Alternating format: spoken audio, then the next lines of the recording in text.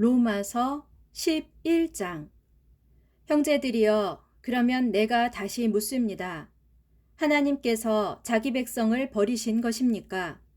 결코 그렇지 않습니다. 나 역시 이스라엘 사람이고 아브라함의 후손으로서 베냐민 지파에 속한 사람입니다. 하나님께서는 미리 알고 처음부터 선택한 자기 백성을 버리신 일이 없습니다.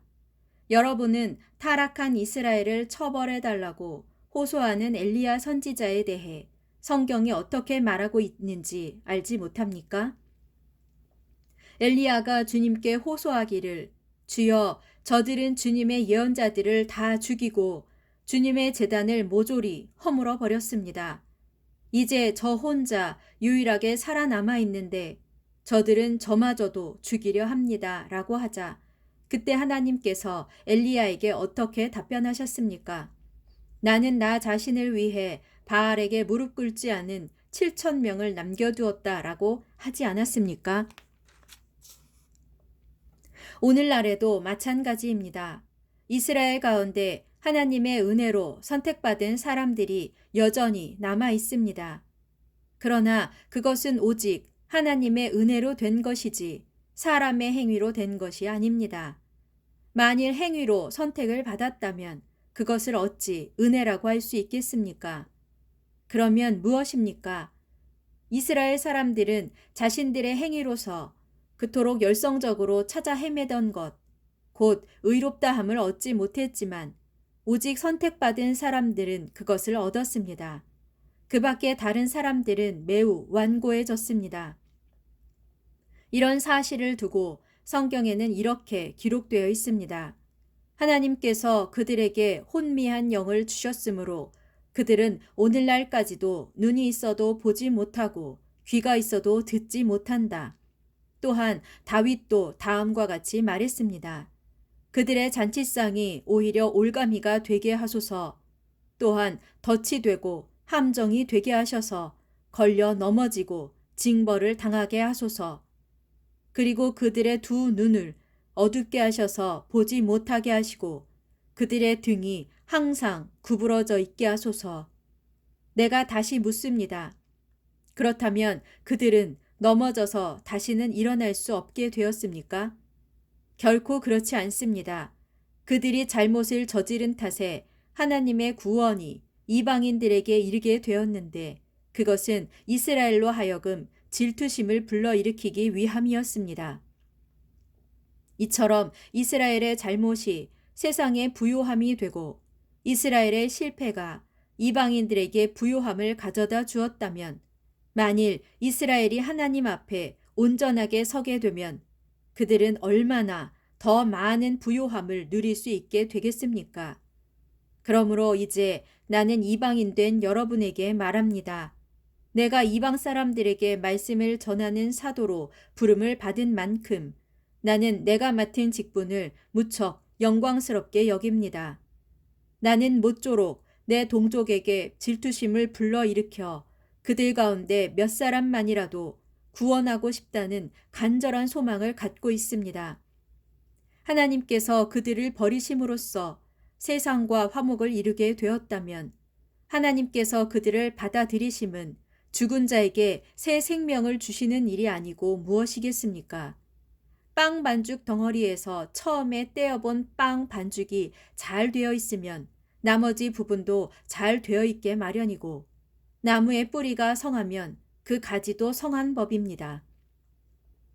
올리브 나무 가지를 일부 잘라내고 야생 올리브 나무 가지를 접붙이면 그 야생 올리브 나무 가지는 본래의 올리브 나무 뿌리에서 양분을 공급받게 됩니다. 그러므로 접붙임 받은 가지된 여러분은 그 잘린 본래 가지들에 대해서 우쭐대지 말아야 합니다. 그 까닭은 가지가 뿌리를 지탱해 주는 것이 아니라 어디까지나 뿌리가 가지를 지탱해 주기 때문입니다. 이 사실을 명심하십시오. 여러분은 이렇게 생각할 수 있습니다. 내가 접붙여질 수 있도록 본래 가지들이 잘려나간 거야. 물론입니다. 그러나 본래 가지들이 잘려나간 것은 그들이 하나님을 믿지 않았기 때문이고 여러분이 접붙여진 것은 하나님을 믿었기 때문입니다.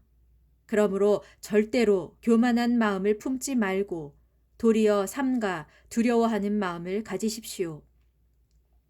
생각해 보십시오. 하나님께서 본래의 가지들조차 아까워지 않고 잘라내셨으니 하물며 접붙임 받은 가지 된 여러분 또한 아까워하실 리 없습니다. 하나님께서는 자비로운 분인 동시에 주운엄하신 분임을 잊지 마십시오. 하나님께서는 자신을 거역하는 자들에게는 매우 준엄하시지만 겸손히 자신의 관대함 안에 머물러 있는 사람에게는 늘 관대하게 대하십니다. 그렇지 않으면 여러분 또한 잘려나갈 것입니다. 그러나 불신앙 탓에 잘려나간 그들이 자신들의 불신앙을 고집하지 않으면 하나님께서는 언제라도 그들을 다시 접붙여 주실 것입니다. 하나님께서는 그런 능력이 충분히 있기 때문입니다. 본래 야생 올리브 나무 가지였던 여러분이 거기서 잘려 그 본성을 거슬러 참 올리브 나무에 접붙임을 받았다면 하물며 본래의 참 올리브 나무 가지들이 자신의 본래 올리브 나무에 다시 접붙여진다는 것은 얼마나 쉬운 일이겠습니까? 형제들이여, 여러분은 이런 신비를 알고 부디 자만하지 않기를 바랍니다.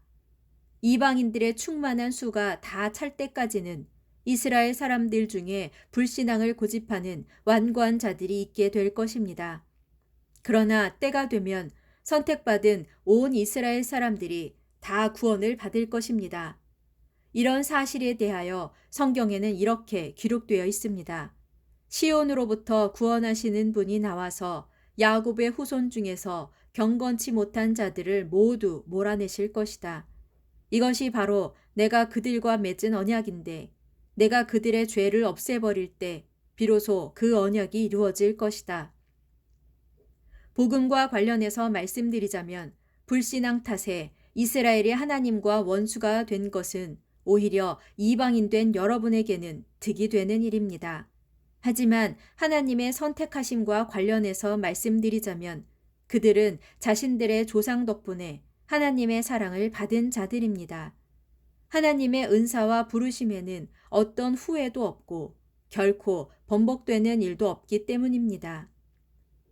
한때 하나님을 거역하였던 여러분은 이스라엘의 불순종 탓에 이제 하나님의 자비를 입게 되었습니다. 이와 같이 이스라엘이 지금은 하나님을 거역하고 있지만 여러분이 받고 있는 하나님의 자비를 보게 되면 그들도 결국에는 회개하고 하나님께로 돌아와 그분의 자비를 받게 될 것입니다. 하나님께서 모든 사람들을 불순종의 상태에 가두신 것은 모든 사람들에게 자비를 베풀기 위함입니다. 하나님의 지혜와 지식은 얼마나 풍성하고 또 얼마나 깊이가 있는지요. 그분의 판단력은 감히 헤아릴 길이 없고 그분이 가시는 길은 감히 더듬어 추적할 수가 없습니다. 누가 주님의 마음을 알 수 있겠습니까? 누가 그분의 의논 상대가 될 수 있겠습니까? 또 하나님께서 되돌려 주셔야 할 만큼 그분께 먼저 드린 사람이 누가 있겠습니까? 만물은 다 그분으로부터 나오고 그분으로 말미암아 존재하고 결국 그분에게로 돌아갑니다. 그분께 영원토록 영광을 돌립시다. 아멘.